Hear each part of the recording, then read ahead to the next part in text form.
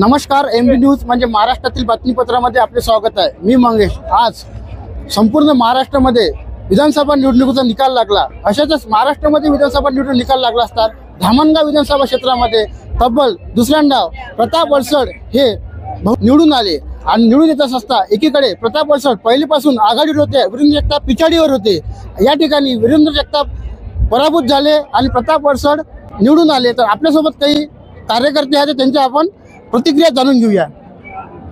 ताई, काय सांगाल, कसं बघाल दादांचा दुसऱ्यांदा विजय झाला?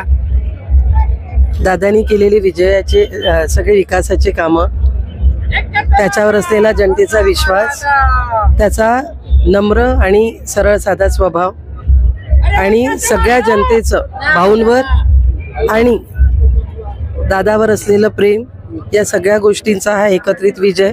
आणि सर्वात महत्त्वाचं, रात्रंदिवस अहोरात्र काम करणारे कार्यकर्ते, फक्त पक्षाचे नाही इतरही पक्षांचे असे लोक जे त्याच्या स्वभावामुळे, त्याच्या विकास कामामुळे त्याच्याशी जुळले, त्या सगळ्यांनी दिलेला विजय हा आहे। हा एकट्याचा विजय नाही, हा सर्व जनतेचा विजय। आपण काय सांगाल? मी आपल्या माध्यमातून हे सांगू इच्छितो की दादांवर जे पक्ष, इतर पक्षातले लोक ज्यांनी भरभरून प्रेम केलं, आशीर्वाद दिले, सहकार्याने दादाच्या पाठीशी खंबीरपणे उभे राहिले, त्यांना आपल्या माध्यमातून मी धन्यवाद देऊ इच्छितो आणि सगळ्यांचे पुन्हा एकदा आभार। कसं बघाल दुसऱ्यांदा दादांचा एक भरघोस मतांनी विजय झाला? दादाचा स्वभाव आणि दादाचं काम हेच या मतदारसंघामध्ये दादाला पुढे नेलेलं आहे। कारण दादानी जे विकासाचे कामं केले, कारण खूप कमी वेळ दादाला मिळाला। अवघ्या आपल्या सगळ्यांना माहिती आहे की कोरोनाने 2.5 वर्ष घेतले आणि त्यानंतर उरलेला जो 2.5 वर्षाचा कालावधी आहे, या कालावधीमध्ये दादानी प्रत्येक गावोगावी सगळीकडे आज जेवढा त्यांचा जमतं तेवढा त्यांनी फंड त्याच्यामध्ये टाकला आणि सर्व या तिन्ही तालुक्यामध्ये विकास केला।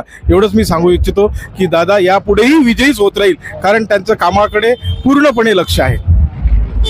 दादांचा विकास आणि दादांचा स्वभाव यामुळे दादा विजय झाले असे सुद्धा कार्यकर्ते सांगत आहेत। आपण काय सांगाल? आज खऱ्या अर्थानं धामणगाव मतदारसंघातील जनतेने म्हणजे एक विकासाच्या दृष्टिकोनातून योग्य निर्णय घेतला आहे दादांना निवडून दिल्याबद्दल। त्यामुळे इथून पुढे आता तरी दादाशिवाय म्हणजे इतर कोणाला या मतदारसंघात जनता सहन करणार नाही किंवा कोणत्याही प्रकारची म्हणजे दादाबद्दल जो गैरसमज पसरवण्यात आला की काम केले नाही, हे नाही केले, ते हा सगळा खोडून काढला काय। तरी मी माझ्या सहकाऱ्यांच्या वतीने आणि जनतेच्या वतीने दादांना विजयाच्या खूप खूप शुभेच्छा देतो। धन्यवाद। नाही, तसं पाहिलं तर यात कुठली स्पर्धा नव्हतीच, पण ती विरोधकांना ती म्हणजे काय म्हणतो आपण त्याला, एक ते काल्पनिक सगळ्या गोष्टी दाखवण्यात आल्या की असं आहे तसं आहे काय, परंतु जनतेला माहीत होतं की कोण कसं आहे। सगळ्यात महत्त्वाचं म्हणजे दादांचा जो स्वभाव आणि काम करण्याची जी तळमळ होती मतदारसंघात। आज साधारण 2.5 वर्षात जर साधारण 3-3.5 हजार करोडचा निधी जे मागील 15 वर्षात कधी उपलब्ध झाला नाही या मतदारसंघाला, तो दादाच्या माध्यमातून उपलब्ध करून दिला। आणि दादानी आतापर्यंत काम करताना कुठल्याही प्रकारचा जो भेदभाव ठेवला नाही। सगळ्यात महत्त्वाचा मुद्दा तो काय, विनम्रपणा, प्रत्येक कार्यकर्त्यांसोबत असो, अधिकाऱ्यांसोबत असो, म्हणजे प्रत्येक जनतेसोबत जे दादांची जी वागणूक होती ती सर्वात महत्त्वाची गोष्ट।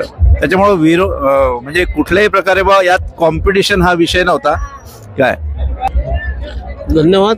मी सांगू इच्छितो, यांनी माझ्या मित्रांनी सगळ्यांनी सांगितलेलंच आहे की आमच्या दादांचा स्वभाव, पॉझिटिव्ह थिंकिंग, प्रत्येक जोही कोणी व्यक्ती त्याच्याकडे येतो त्याच्याकडे किती जास्तीत जास्त काम तो करू शकतो याच्याकडे पण लक्ष देणे, हा जनतेचा विजय आहे, हा आमच्या प्रताप दादाचा विजय आहे। जय श्रीराम।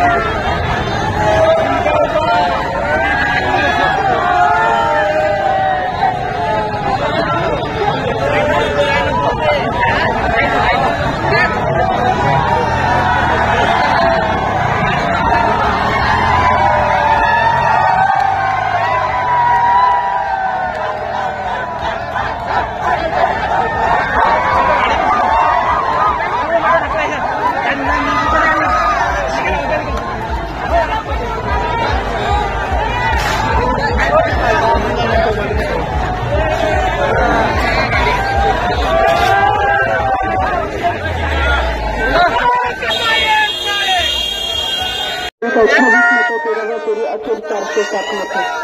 अशा रीतीने 13वी मतमोजणी फेरी घोषित